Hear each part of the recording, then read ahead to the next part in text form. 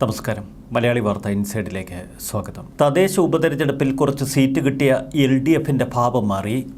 ഇക്കഴിഞ്ഞ ദിവസം MV ഗോവിന്ദൻ പറയുന്നത് കേട്ടാൽ നമുക്ക് കാര്യങ്ങളുടെ സ്ഥിതി ഏറെക്കുറെ വ്യക്തമാകും. എന്നാൽ ഇന്ന് പിണറായി വിജയൻ മാധ്യമങ്ങളെ എടുത്തിട്ടലക്കുന്നു. അത്ര വലിയ വിജയമൊന്നും LDFിന് അവകാശപ്പെടാനില്ല. തദ്ദേശ ഉപതെരഞ്ഞെടുപ്പിൽ 23 സീറ്റിൽ 10 വീതം LDFും UDFും കൈക്കലാക്കി. LDF 6 സീറ്റുകൾ പിടിച്ചെടുത്തതാണ് വലിയ LDF വിജയമെന്ന് മാധ്യമങ്ങൾ ആഘോഷിക്കാൻ കാരണം. ഇത് UDFിൻ്റെ കണ്ണ് തുറക്കേണ്ട സന്ദർഭം തന്നെ. പിണറായി വിജയനെതിരെയും LDFിനെതിരെയും ഏറ്റവും രൂക്ഷമായ ആരോപണങ്ങൾ ഉയർന്നു നിൽക്കുന്ന ഈ അവസരത്തിൽ എങ്ങനെ 10 സീറ്റുകൾ LDF നേടി? അതുകൊണ്ട് തന്നെയാണ് ഇത് പിണറായി വിജയൻ നേർക്കുനേർ മാധ്യമങ്ങളെ വെല്ലുവിളിക്കുന്നതും.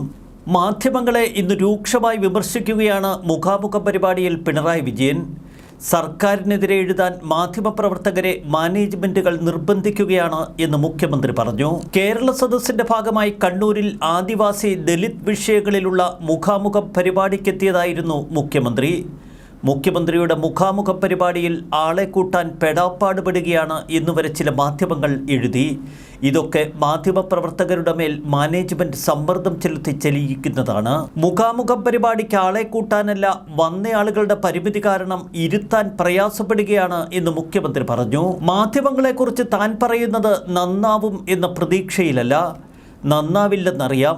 എന്തൊക്കെ എഴുതിയിട്ടും തദ്ദേശ ഉപതെരഞ്ഞെടുപ്പിൻ്റെ ഫലം കണ്ടില്ലേ?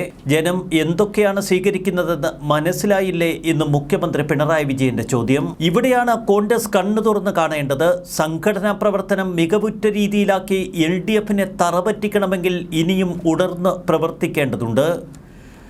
തദ്ദേശ ഭരണ തെരഞ്ഞെടുപ്പിൽ സ്ഥാനാർത്ഥികളെ മുൻനിർത്തിയാണ് വോട്ടിംഗ് പാറ്റേൺ എന്ന് വ്യക്തമാണെങ്കിലും അതൊക്കെ തൻ്റെ കഴിവാണ് എന്ന് പിണറായി വിജയൻ പ്രസംഗിക്കുന്നു. ഈ ഭരണത്തിൽ ജനങ്ങളുടെ സ്വീകാര്യതയാണ് ഇത്തരം വിജയങ്ങളുടെ കാരണമെന്ന് MV ഗോവിന്ദനും പറയുന്നു. ചുരുക്കത്തിൽ ഒരൊറ്റ തദ്ദേശ ഭരണ തെരഞ്ഞെടുപ്പിലെ ഒരു കൊച്ചു ജയത്തിലൂടെ LDF UDFിനെ മലർത്തിയടിക്കുന്ന കാഴ്ചയാണ് നമുക്ക് മുന്നിൽ. വരുന്ന ലോക്സഭാ തെരഞ്ഞെടുപ്പിൽ ഏതെങ്കിലും വിധത്തിൽ 3-4 സീറ്റ് LDF നേടിയാൽ അത് വലിയ വിജയമായി പിണറായി വിജയൻ കൊണ്ടാടും. ഇനിയുള്ള കാലങ്ങളിൽ പിണറായി വിജയൻ്റെ ധാർഷ്ട്യം വളർത്താൻ അതിടവരുത്തും. ഇപ്പോൾ മാധ്യമങ്ങളും ചാനലുകളുമൊക്കെ പിണറായി വിജയനെതിരെ കട്ടയ്ക്ക് വാർത്ത കൊടുത്തു നിൽക്കുന്ന കാലഘട്ടത്തിലാണ്. മുമ്പ് കോവിഡ് കാലത്ത് മാധ്യമങ്ങൾ പിണറായി വിജയൻ്റെ വരുതിയിലായിരുന്നു. അന്ന് പൊതുധാരയിൽ നിന്ന് പരസ്യങ്ങൾക്കുള്ള വലിയ മാർഗങ്ങളില്ല. സർക്കാർ PRD കനിഞ്ഞു നൽകുന്ന പരസ്യങ്ങളിലൂടെയാണ് അന്ന് മാധ്യമങ്ങൾ നിലനിന്നത്. അതുകൊണ്ട് തന്നെ പിണറായി വിജയൻ്റെ വൈകുന്നേര മാധ്യമ സമ്മേളനങ്ങളൊക്കെ വലിയ ആഘോഷങ്ങളാക്കി മാധ്യമങ്ങൾ.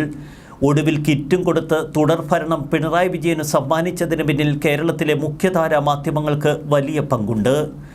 രണ്ടാം ഭരണത്തിൽ മാധ്യമങ്ങളെ എറിഞ്ഞു തൊഴിച്ചതോടെ മാധ്യമങ്ങൾക്ക് കലിപ്പായി. പിന്നീട് വീണ വിജയനുമായി ബന്ധപ്പെട്ട സംഭവങ്ങൾ അപ്പാടെ പുറത്തേക്ക് വന്നപ്പോൾ അതിനെ അണകെട്ടി ചിറകെട്ടി തടഞ്ഞു നിർത്തുക മാധ്യമങ്ങൾക്കും എളുപ്പമല്ലാതായി.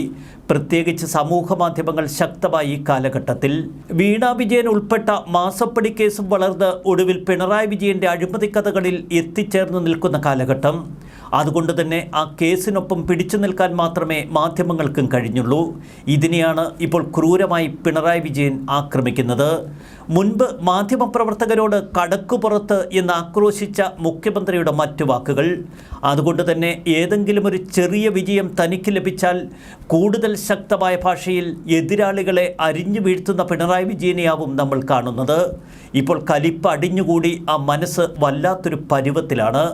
അതുകൊണ്ട് തന്നെ എന്തും ആ വായിൽ നിന്ന് പുറത്തേക്ക് വരും. സമൂഹ മാധ്യമങ്ങളിൽ ചിലർ കുറിക്കുന്നു, എങ്കിലും ഈ മലയാളികളുടെ മനസ്സിനെ നമിക്കുന്നു. ഇത്ര വലിയ എതിർപ്പുകൾ ഉയർന്ന കാലഘട്ടത്തിലും എങ്ങനെ LDFിന് 10 സീറ്റുകൾ സമ്മാനിക്കാൻ കേരളത്തിലെ ജനങ്ങൾക്ക് കഴിഞ്ഞു? അതുകൊണ്ട് തന്നെ ലോക്സഭാ തെരഞ്ഞെടുപ്പിലും എന്ത് സംഭവിക്കുമെന്ന് പറയാൻ വയ്യ. കേരളത്തിൽ ശക്തനായ ഒരു എതിരാളി വേണം. UDFിനെ നയിക്കാൻ നല്ല കഴിവുറ്റ നേതാക്കൾ വേണം. മികച്ച സംഘാടക ദൗത്യമാരെങ്കിലും ഏറ്റെടുക്കണം. ഇല്ലെങ്കിൽ ഇന്ത്യ മുന്നണിക്ക് സമാനമാകും കേരളത്തിൻ്റെ UDF മുന്നണിയും.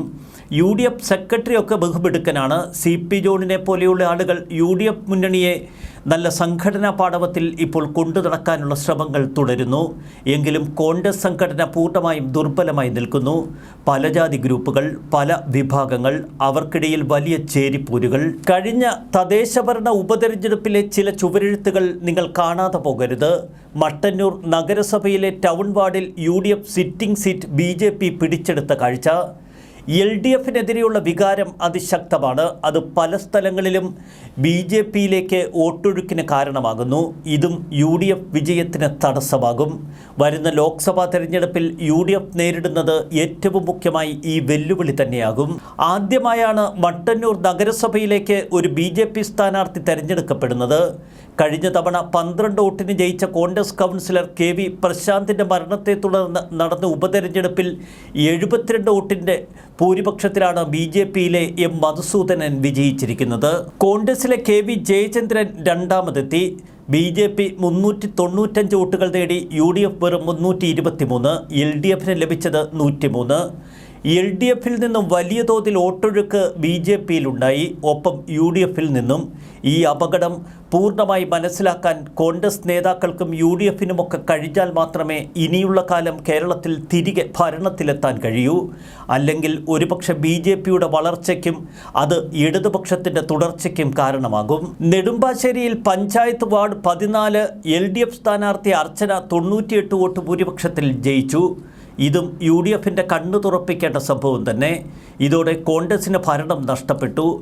UDFിലെ സ്വാതി ശിവനെയാണ് തോൽപ്പിച്ചിരിക്കുന്നത്. നീതു ജയേഷാണ് BJP സ്ഥാനാർത്ഥി. അവിടെ പഞ്ചായത്ത് വൈസ് പ്രസിഡന്റായിരുന്ന കോൺഗ്രസിലെ സന്ധ്യ നാരായണപിള്ള പ്രസിഡന്റുമായുള്ള അഭിപ്രായ വ്യത്യാസത്തെ തുടർന്ന് രാജിവെച്ച ഒഴിവിലാണ് ഉപതെരഞ്ഞെടുപ്പ് വേണ്ടി വന്നത്. അതും കോൺഗ്രസ് സംഘടനയ്ക്ക് പരിഹരിക്കാമായിരുന്ന ഒരു സംഭവം. നിലവിലെ കക്ഷിനില UDF 9, LDF 9 എന്നിങ്ങനെ 14-ാം വാർഡ് പിടിച്ചെടുത്തതോടെ LDFിന് ഭൂരിപക്ഷവും ഒപ്പിച്ചു. എന്നാൽ എടവനക്കാട് വാർഡ് 11-ൽ UDFിലെ ശാന്തി മുരളി 108 വോട്ടിൻ്റെ ഭൂരിപക്ഷത്തിൽ ജയിച്ചു. CPMൻ്റെ സിറ്റിംഗ് സീറ്റാണ് അവിടെ UDF പിടിച്ചെടുത്തത്. LDFിലെ പ്രിൻസി രാധാകൃഷ്ണനെയാണ് തോൽപ്പിച്ചത്. തദ്ദേശഭരണ തെരഞ്ഞെടുപ്പിൽ പ്രാദേശിക വിഷയങ്ങൾ തന്നെയാണ് മുഖ്യം. എങ്കിലും LDFിൻ്റെ ബ്രാഞ്ച് ബൂത്ത് കമ്മിറ്റികൾ ഇപ്പോഴും ശക്തമായി പ്രവർത്തിക്കുന്നു എന്നതിൻ്റെ ലക്ഷണം തന്നെയല്ലേ ഇതൊക്കെ? CPM പണമൊഴുക്കി തങ്ങളുടെ ബൂത്ത് കമ്മിറ്റികളെയും LC കമ്മിറ്റികളെയും ഒക്കെ ഭംഗിയായി പരിപാലിക്കുന്നുണ്ട്. ഇതെത്രത്തോളം ചെയ്യാൻ സംഘടനാ തലത്തിൽ കോൺഗ്രസിന് കഴിയും? അവിടെയാണ് പരാജയത്തിൻ്റെ ഏറ്റവും വലിയ തകർച്ച കിടക്കുന്നത്. സർക്കാർ ഉദ്യോഗം കിട്ടിയതിനെ തുടർന്ന് CPMലെ റാണി രമേശ് രാജിവെച്ചതിനെ തുടർന്നായിരുന്നു എടവനക്കാട് വാർഡിൽ ഉപതെരഞ്ഞെടുപ്പ് വേണ്ടി വന്നത്. ചിറ്റൂർ നഗരസഭ 6-ാം വാർഡ് മുതുകാട് ഉപതെരഞ്ഞെടുപ്പിൽ LDF സ്ഥാനാർത്ഥി ആരോഗ്യസ്വാമി ജയിച്ചു.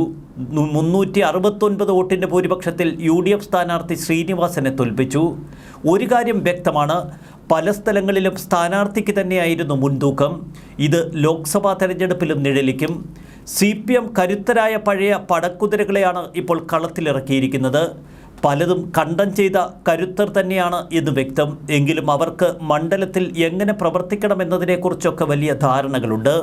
പിണറായി വിജയൻ്റെ ഇമേജിനപ്പുറം സ്വന്തം ഇമേജിൽ മത്സരിക്കാൻ കഴിയുന്ന സ്ഥാനാർത്ഥികളെ കളത്തിലിറക്കുന്ന തന്ത്രമാണ് ഇക്കുറി CPM പയറ്റുന്നത്.